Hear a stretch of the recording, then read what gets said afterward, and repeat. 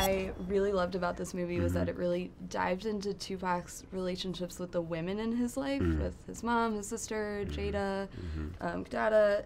Why do you think those relationships are so important for fans to see?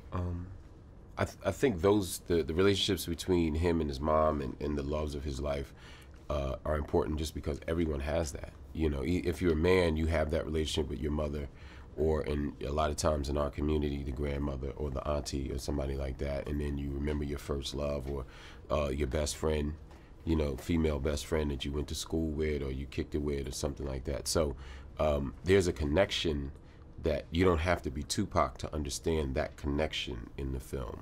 You know, so that's why it's really important. I think that why we had it. Yeah, in there. and then with the over personified imagery of Tupac, you never really got to see how he dealt with women, you know, outside of the women in the music world and different things. So it was kind of important it was very important for us to show that he had compassion, you know, and he did love women, you know, outside of women in music videos and things of that nature that people, that's all they see. So we want to, you know, show the human side that this guy was a very loving individual. He had a heart. You know.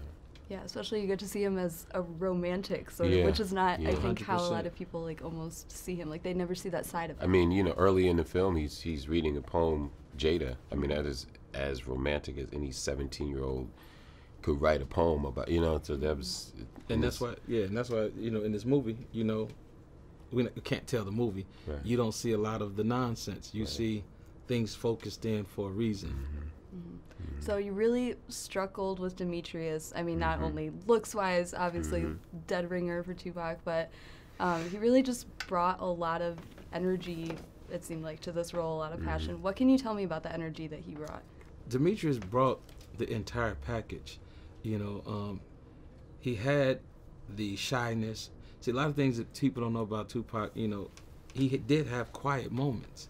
And it's when his thoughts really ran wild when he was at his quietest moment. It wasn't all of the vibrato that you see.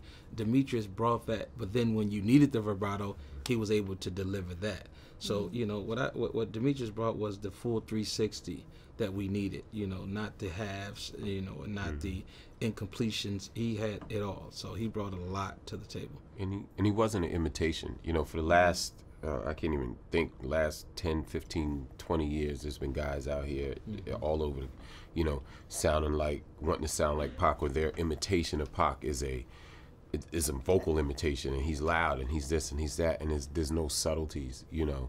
And we didn't want an imitation of Pac, you understand, in this movie. So Demetrius was so incredible. Just seeing him, already looks like Pac, but then his own personal spirit is very much the same, you know. So it was a great combination. And when other people were acting, he was just him. Yeah.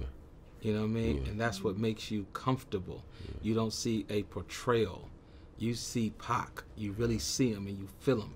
And that really couldn't pick, you know, anybody better. Yeah, that's incredible. It's like goosebumps, as you say, pretty much. I mean, for someone who knew him, I'm sure it was crazy to see someone embody him so perfectly. Yes. Yeah.